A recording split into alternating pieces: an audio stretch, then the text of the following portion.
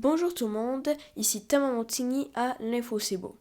Aujourd'hui, pour une nouvelle très importante, le 25 octobre 2023, je vais vous parler de Mike Johnson qui vient de se faire élire président de la Chambre des représentants.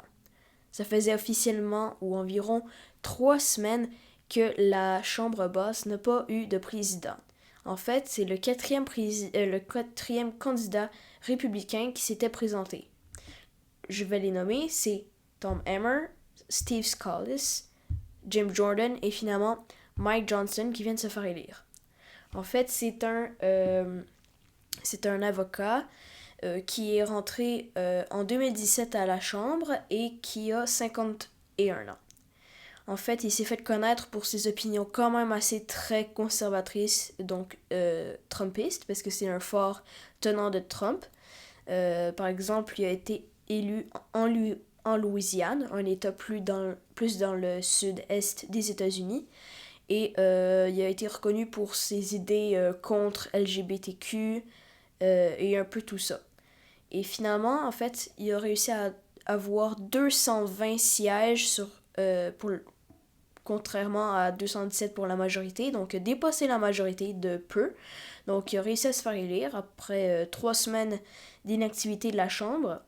Et ça va permettre finalement au gouvernement d'envoyer une enveloppe financière à l'Israël ou à l'Ukraine ou tout simplement pour euh, exécuter des budgets fédéraux.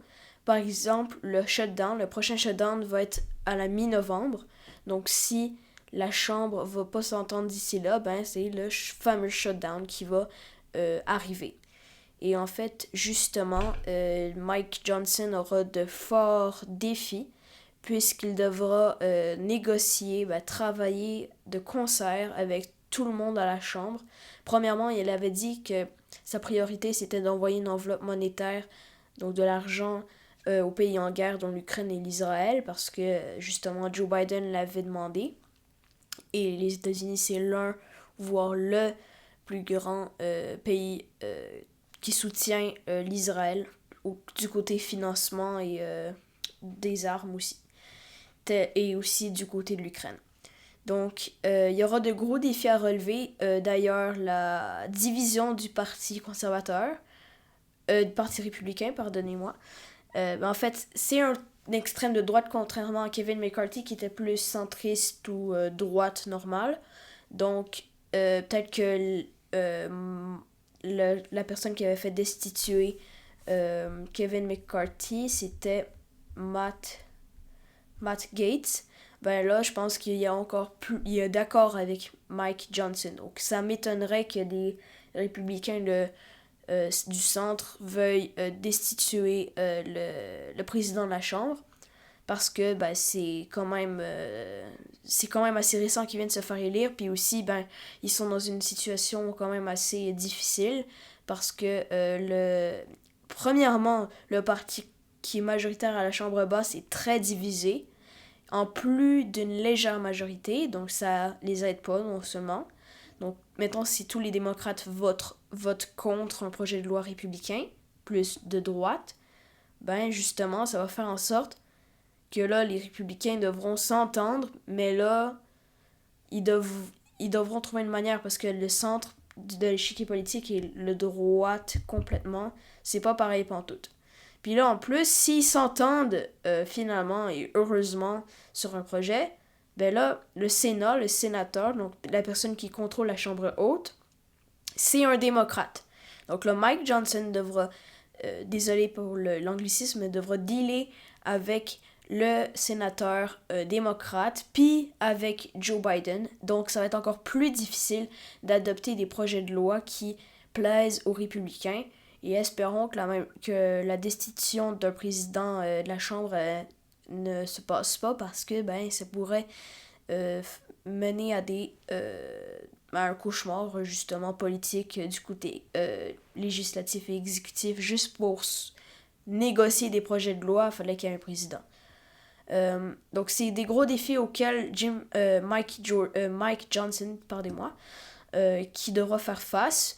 Et justement, il y a plein de crises dans le pays, puis de divisions. Donc les élections arrivent dans moins d'1 an. Donc, ça va être fun de voir, rendu là, la population est de quel côté. Et justement, on peut voir à quel point, comme je le disais dans un de mes articles, la présence, pas la présence, mais le pouvoir, l'influence, voilà, de Donald Trump qui est encore très présente dans la Chambre basse, tant dans la Chambre basse, mais aussi dans la Chambre haute, donc dans le Sénat. Donc ça montre à quel point ces tenants se font encore élire dans la Louisiane, au Texas, en Floride, des pays plus républicains, plus de droite. Donc ça m'impressionne de voir comment, après plus de 3 ans, un candidat peut encore avoir autant d'influence, même s'il est confronté à des dizaines et des dizaines et des dizaines de chefs d'accusation contre des crimes financiers, sexuels et même, on voit de tout, là. Inverser les résultats des élections. Et justement, Mike Johnson est pour les décisions de Trump, ses intérêts. Donc, quand Donald Trump n'avait pas dit que les résultats des élections de 2021 étaient vrais, donc il ne croyait pas aux résultats. Justement, Mike Johnson, Jim Jordan, Matt Gaetz, c'est tous des républicains de droite qui étaient d'accord avec lui. Et c'est un peu inquiétant de voir à quel point ils supportent les gens, mais qui croient pas quasiment à ce que le peuple veut. Donc je trouve que c'est quand même dangereux de voir ça aller. Donc je suis content. D'un côté, je suis heureux, comme la plupart des gens, ou soulagé. Ouais, je suis pas heureux, mais je suis soulagé qu'ils ont réussi à élire un président de la Chambre, parce que ça va amener du nouveau, mais aussi pas du nouveau qui est non seulement bien selon mes intérêts, mais du nouveau pour justement, on voit une nouvelle personne qui s'impose. Peut-être que ça va être plus facile pour lui, contrairement à Kevin McCarthy, de pouvoir négocier un peu avec tout le monde. Donc je trouve que aussi ça peut recommencer la machine exécutive et législative. Là. Donc là ça recommence, ils vont passer des nouveaux projets de loi. Et d'un côté, je suis un peu inquiet de voir la montée du Parti républicain et du conservatisme aux États-Unis.